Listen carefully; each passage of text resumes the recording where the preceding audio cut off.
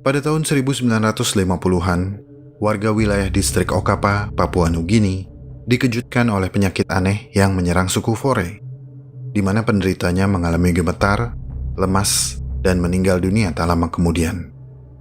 Penyakit aneh ini dimulai dengan penderitanya mengalami kehilangan koordinasi, sehingga membuat mereka goyah saat berjalan. Kemudian diikuti dengan gejala lainnya seperti tremor, sakit kepala, nyeri sendi, kehilangan nafsu makan, serta perubahan suasana hati yang parah. Perubahan suasana hati secara drastis ini terjadi seketika, seperti rasa marah yang akan berubah cepat menjadi tawa yang menakutkan. Karena gejala umum penyakit ini adalah membuat penderitanya gemetar, masyarakat Fore kemudian menyebutnya sebagai penyakit kuru, yang berasal dari kata kuria atau guria, yang dalam bahasa suku Fore berarti getar atau gemetar. Meskipun kedengarannya sepele bagi kita, tapi tidak bagi penderita penyakit ini. Penyakit kuru ini umumnya akan berlangsung lama, hingga sekitar 12 bulan, yang dalam kasus terparah akan menyebabkan kematian. Penyakit kuru ini tidak diketahui oleh dunia luar hingga tahun 1950-an, yaitu ketika daerah ini pertama kali berada di bawah kendali administratif pemerintah Australia. Arthur Carey adalah orang yang pertama menjelaskan tentang penyakit ini dan memperkenalkannya ke dunia medis. Kemudian, penyelidikan ilmiah tentang penyakit kuru dimulai pada tahun 1957. Menurut penelusuran, epidemi ini dimulai pada awal tahun 1900-an, dengan satu kasus yang secara perlahan-lahan menyebar luas ke desa-desa suku tetangga. Penderita penyakit ini pun bertambah jumlahnya. Setiap tahunnya, penyakit ini tercatat memakan korban jiwa hingga lebih dari 200 orang. Secara keseluruhan, 172 desa tercatat memiliki sejarah penyakit kuru. Semuanya berasal dari sekitar wilayah pemerintahan Okapa. Sejak awal tahun 1957, korban jiwa akibat penyakit kuru ini telah tercatat lebih dari 2.700 orang yang berasal dari 145 desa. Lebih dari 80% penderita adalah warga yang berbahasa Fore. Artinya, epidemi ini terjadi di lingkungan suku Fore. Sisanya berada di 9 kelompok suku yang jaraknya berdekatan dengan suku Fore. Suku-suku ini memiliki hubungan sejarah, budaya, dan perkawinan yang erat dengan suku Fore. Pada tahun-tahun awal penyelidikan, penderita utama penyakit kuru adalah wanita, anak-anak, serta remaja. Hanya 3% yang terjadi pada pria dewasa. Gejala penyakit kuru secara sekilas mirip seperti gejala gangguan sistem saraf yang lebih umum, seperti penyakit Parkinson atau stroke. Gejala awalnya termasuk kesulitan berjalan, kehilangan kontrol, dan koordinasi atas anggota tubuh. Melakukan banyak gerakan menyentak yang tidak disadari, mirip kejang atau kedutan.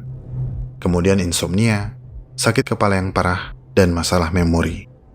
Lambat laun, penderitanya akan kehilangan kontrol atas emosi dan perilaku, yang mengarah ke tanda-tanda psikosis, depresi, dan perubahan kepribadian.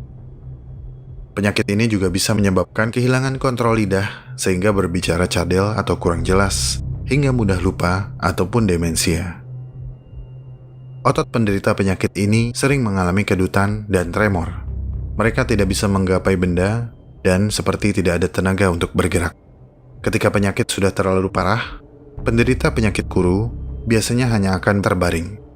Mereka telah kehilangan kemampuan mengontrol tubuhnya, kehilangan kemampuan berbicara, dan menunjukkan perubahan perilaku yang membuat mereka tidak menyadari kondisi tubuhnya. Pada akhirnya, penderita akan kelaparan dan kekurangan gizi karena kesulitan makan dan menelan. Tergantung kekebalan tubuh dari penderitanya, penyakit ini akan merenggut nyawa dalam kurun waktu beberapa bulan hingga 1 tahun dari awal gejala. Kebanyakan penderita umumnya meninggal karena terserang pneumonia atau penyakit infeksi paru. Lalu sebenarnya, apa yang menyebabkan mereka menderita penyakit itu?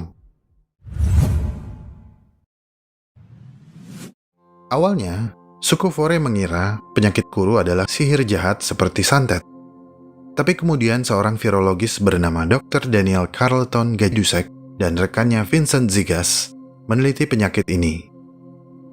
Pada akhir tahun 1957, Mereka menerbitkan jurnal yang menyatakan kalau kuru adalah penyakit menular yang penyebab dan pengobatannya belum diketahui. Penyakit kuru menyerang sistem saraf dan bersifat progresif, alias terus berkembang seiring waktu. Penyakit ini termasuk ke dalam golongan Transmissible Spongiform Encephalopathies. Penyakit menular yang menyerang otak kecil, yaitu bagian otak yang bertanggung jawab dalam koordinasi dan keseimbangan tubuh. Golongan penyakit TSE juga mencakup penyakit sapi gila. Tapi tidak seperti kebanyakan infeksi lainnya, penyakit kuru tidak disebabkan oleh bakteri, tidak disebabkan oleh virus, maupun parasit asing. Penyebabnya adalah molekul protein aneh bernama prion, yang secara alami terkandung dalam otak manusia. Oleh karena itu, penyakit ini juga sering disebut sebagai penyakit prion. Meskipun prion secara alami diproduksi oleh otak mamalia, protein ini dapat mengubah diri dan menggumpal ketika otak tersebut mengalami penurunan fungsi.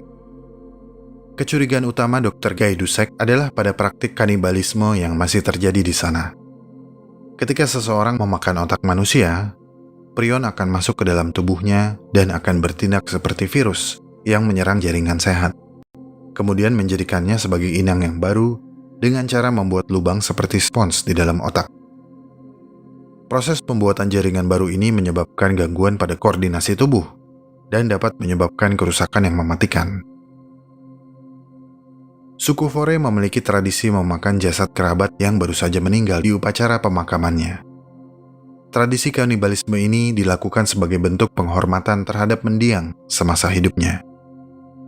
Dilansir dari National Center for Biotechnology and Information, ketika seseorang dari suku Fore meninggal, jasadnya akan dikonsumsi oleh kerabatnya, kecuali kantung empedunya yang pahit. Bagian otak umumnya hanya dikonsumsi oleh wanita dan anak-anak, sedangkan dagingnya kebanyakan dimakan oleh pria dewasa. Bahkan tulang belulangnya pun ditumbuk untuk kemudian dijadikan bahan masakan.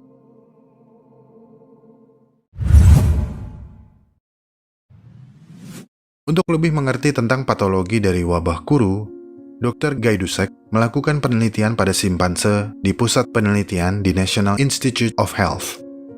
Sampel otak dari gadis yang meninggal karena kuru diberikan kepada simpanse bernama Daisy. Daisy memakan otak tersebut dan Dr. Guy Dusek memantau perkembangannya. Setelah 2 tahun, Daisy mengembangkan perilaku yang mirip dengan suku Fore. Kehilangan keseimbangan, gemetar, dan mood yang berubah drastis. Dari penelitian tersebut, Dr. Guy Dusek mengkonfirmasi kalau penyakit ini bisa melewati batas antar spesies. Bukan hanya sesama primata, tapi kemungkinan besar ke sesama mamalia. Penemuan ini merupakan penemuan penting dalam dunia medis, dan karenanya, Dr. Guy Dusek mendapatkan Nobel Prize dalam Physiology of Medicine pada tahun 1976.